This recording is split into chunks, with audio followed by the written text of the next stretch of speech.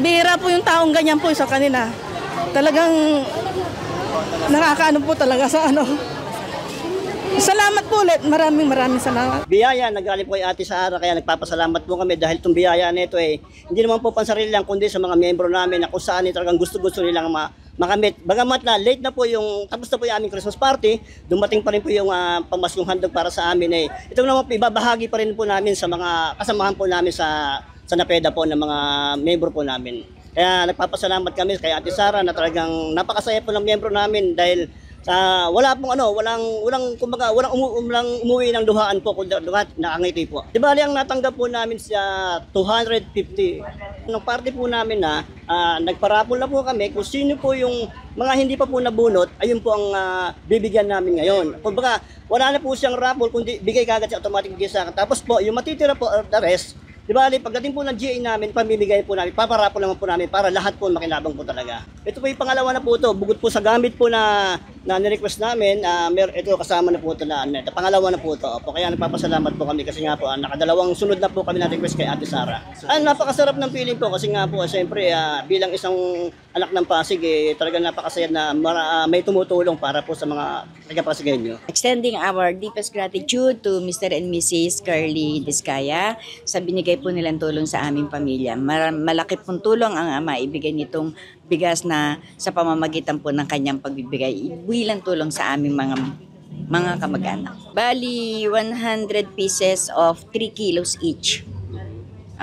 That will be divided into 8 families ng magkakapatid ng mga magulang naming namayapan. Na-sure naman nila kami na even the event was done already, mabibigay pa rin nila, which is very much appreciated. My dear family, eto na ang mga napakalaking tulong na binigay sa atin. Hindi na to ang material, hindi ibang material na bagay, kundi pang tusto sa ating kalusugan, sa ating pangangailangan. Ito yung Steelers Organization, CSO member rin to, founded by myself, since 1999.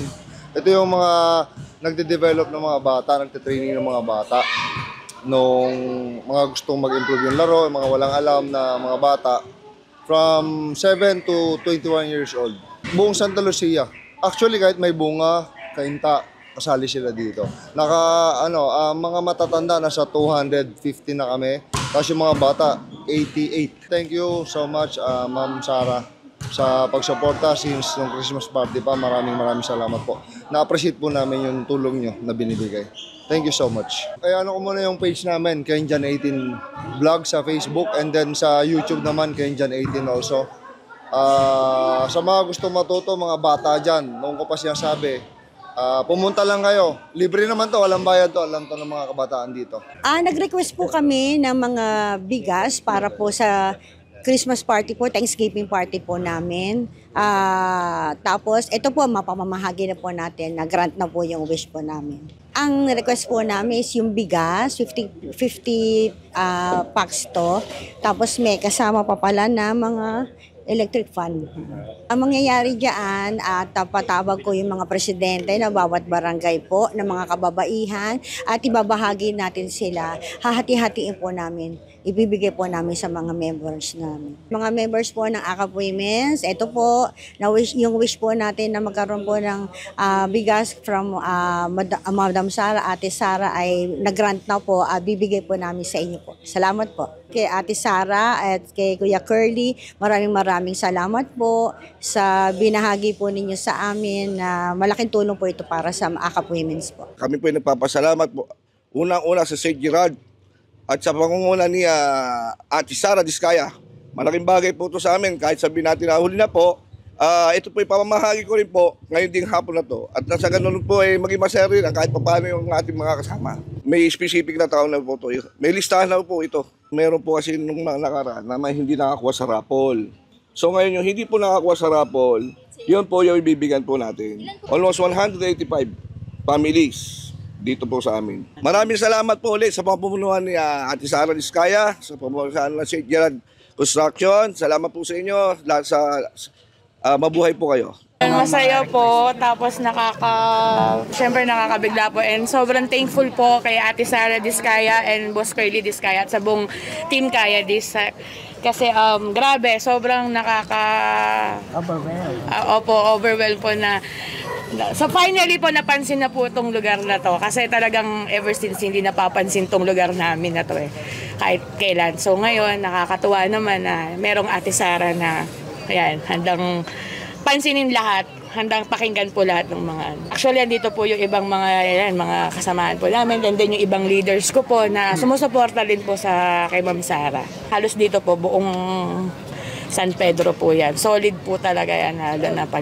Lalo kasi katulad ngayon, nakikita yung suporta po at finally, napapansin na talaga tong street namin. First time lang po nangyari talaga, as in first time lang.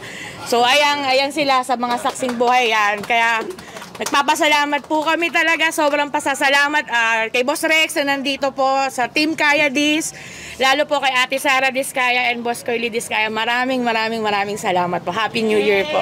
Malaking tulong po sa amin yung mga senior citizen na nagja-jogging araw-araw, may mga binibigyan na vitamins para pampalakas pa ang katawan. Yan naman ang objective ni Ate Sara na yung lahat ng mga matanda kailangan tumagal pa. 30 kami ngayon. Sobra pa dyan kasi ito lang hiningi namin 30 piraso lang. Kasi hindi naman pwede sobrahan kasi baka may gagamitin sa iba. Marami kami kaso lang yung mga aktibo, mga halos 30 plus lang. Maraming salamat po. Siguro pag may tanggap to ng mga kasamahan namin, malaking bagay na rin. Mas lalong vitamins kasi ang mga matanda nagmi-maintenance lang kami ng vitamins kahit pa paano nabigyan kami ni Ate Sara. Papasalamat ang mga opisyalis namin para doon sa ayudang ibinigay niyo po. Maraming salamat po. Kaya lang po ang nagbigay sa amin ng ganito karami. Ay mas maganda po yung dahil marami kayo natutulungan. Sa ganitong panahon ay marami ang naghihirap sa buhay. Katulad namin, marami ang pangangailangan na kulang sa mga pundo. Ang asosasyon ay hindi nakakapagsingil ng mga monthly dues o butaw sa samahan. Kaya po kami nagpapasalamat ng bulubos kay Ma'am Sara para dun sa mga pinaabot na sa amin ayuda. Una po, nagpapasalamat po kami sa Diyos. At pangalawa po kay Ate Sara at kay Sir Curly Diskaya sa bigay po nilang biyaya sa Rodrigo Compound. Malaga po yung bigas po sa mga taga Rodrigo kasi hirap ng buhay po ngayon. Kailangan po talaga, yung iba po talagang hirap po talaga, walang pong pansaing. Kaya po malaking biyaya po yung bigay po ni Ma'am Sara at ni Sir Curly Diskaya sa pinagkaloob po nilang biyaya sa taga mga Rodrigo po. Bihira po yung taong ganyan po sa kanila.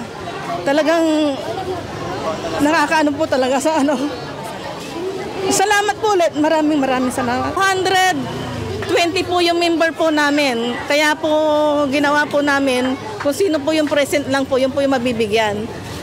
Hindi po kasama po yung renter. Mas marami po yung renter kaysa po homeowners po dito.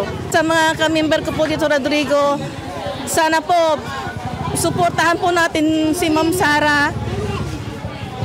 Alam ko po yung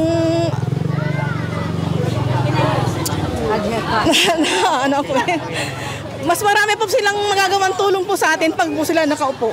Salamat po. Alam ko naman na nagbibigay si Ma'am Sara, kaya hindi kami nagdalawang salita rin na magbigay ng aming request dahil nakita naman namin na hindi niya pinahindi ang lahat.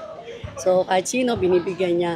Kaya siyempre ako bilang presidente, gusto ko rin mabigyan sana kung yung biyayang binibigay niya sa Pasigueño. May bigay ko rin sa constituent namin dito, sa lahat ng mga families na may mga 140 na families dito. So itong bibigay niya ngayon, pagsasalu-saluhan ng JP Concepcion Neighborhood Association ng bawat pamilya, na malaking bagay ito para sa isang pamilya na merong kakainin na bigas na talagang basic needs na. Sa aming JP Concepcion Neighborhood Association, sa lahat ng pamilya member na nakasuporta sa ating samahan, alam naman natin na legit ito, SEC registered, DSUD.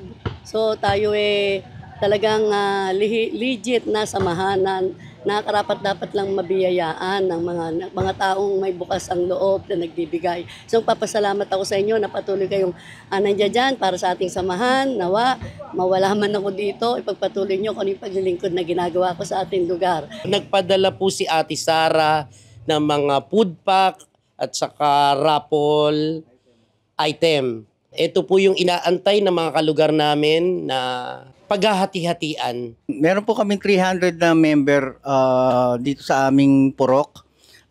Ito po ay magagampanan ulit namin sa tulong ni Ate Sara dahil sa naudlot naming parapol ng last Christmas party. Ngayon po namin matutupad sa aming kapurok ang lahat ng pangako namin sa kanila. Yung paghihirap po namin, lahat-lahat po. Maraming salamat po kay Ate Sara. Maraming salamat po, Ate Sara, sa tulong nyo sa HOA namin. Maraming salamat po.